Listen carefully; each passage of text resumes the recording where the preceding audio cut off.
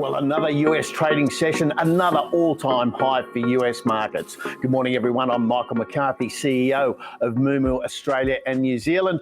And today we're looking at another positive day's trading, and it seems to be all about the individual companies at the moment.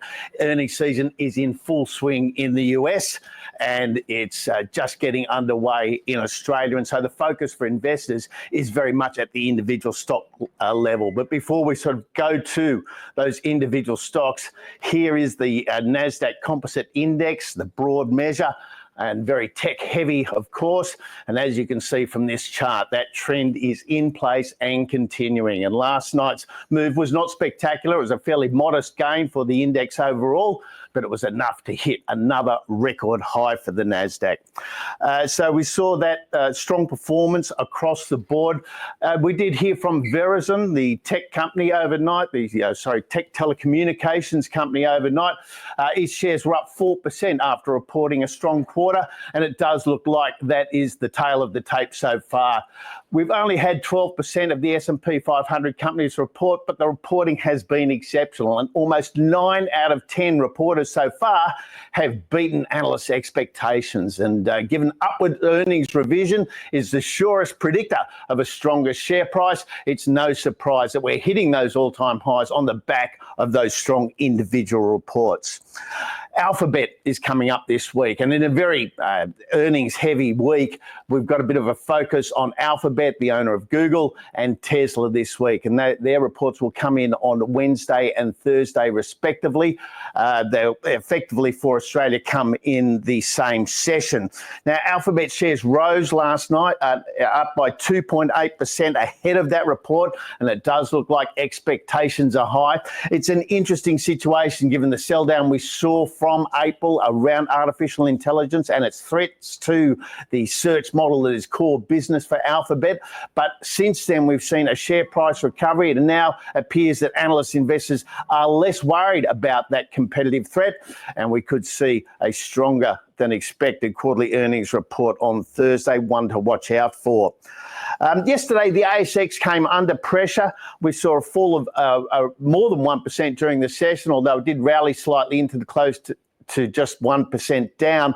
That was led by a big sell down in banks, and Westpac was very hard hit, down 3.5%, but all the majors fell. CBA and ANZ NAB down around 2.5% in trading yesterday. Now, the reasons for that are not clear. There didn't appear to be any fundamental news that drove that, but being aware that we're heading into earnings season, we're going to hear from these banks very soon, and bearing in mind that they have been trading near record highs and are therefore vulnerable both to overvaluation and profit taking, we saw pretty heavy selling in them yesterday. And at the moment, futures indicate that we're looking at a modest positive impulse at the opening of around 12 points for the index. If we see that selling resume, we could turn into a negative day despite the positive leads that we've seen from international markets. There were a couple of other highlights. AMP yesterday was up 10% following its second quarter update. For the first time since 2017, AMP has been able to report funds inflow to its funds management business, and that's what gave so many shareholders and investors hope around the AMP outlook. It may finally have turned the corner. We also saw Block up strongly in trading yesterday and in overnight trading, remembering that Block, the buyer of Afterpay, is listed on both the Australian and US exchanges. And the main driver for that big lift, a double-digit gain for Block shares, was the inclusion of Block in the S&P 500. Now, this is a very important move, and it will go into the index on Wednesday night. And this means all of those investors, those ETF issuers, those fund managers who are benchmarked to the S&P 500 will be looking at buying Block to make sure that their portfolio matches their benchmark. And that additional buying from index funds in particular could provide very strong support to the Block share price. It should underpin any selling and could be a driver of significantly higher levels for Block shares. We've seen quite a few. Here's the Block chart, by the way.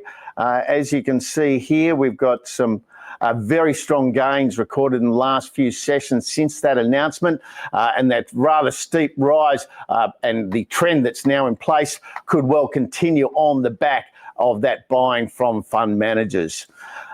We've also got some strong gains in coal miners yesterday in trading, and this is an interesting situation. It doesn't appear there was specific news driving these gains, but you can see from this list, from this chart, that both Yancoal and Whitehaven Coal have very strong days, and it does look like a shift in thinking about renewable energy and what's required to build a sustainable renewable energy system in Australia might be favouring coal and oil and gas stocks. The third line on this chart here is South 32. Now, South 32 does have coal interests, but it has many others, as we know. This BHP spin-off has got a mix of minerals and exposures to metals that makes it an interesting portfolio round-out for those interested in the resource and mining sectors. But nonetheless, South 32 also joining in that rally for the previously unloved coal stocks. So the ASX will likely start in the positive today. How it pans out will depend on how those institutional investors, who are the big sellers yesterday, deal with today. We have RBA board minutes coming out today, so there can be some macro influences that might push the market one way or the other in trading today. Those RBA minutes are unlikely, in my view, to shed any further light, as the RBA has been very clear about its stance. It remains cautious and data dependent, and it seems unlikely that anything in those meeting minutes will speak to a change in that stance. However, we will be looking also to the US Federal Reserve tonight. The chair, Jerome Powell, will be speaking, and once again, it'll be about the current situation.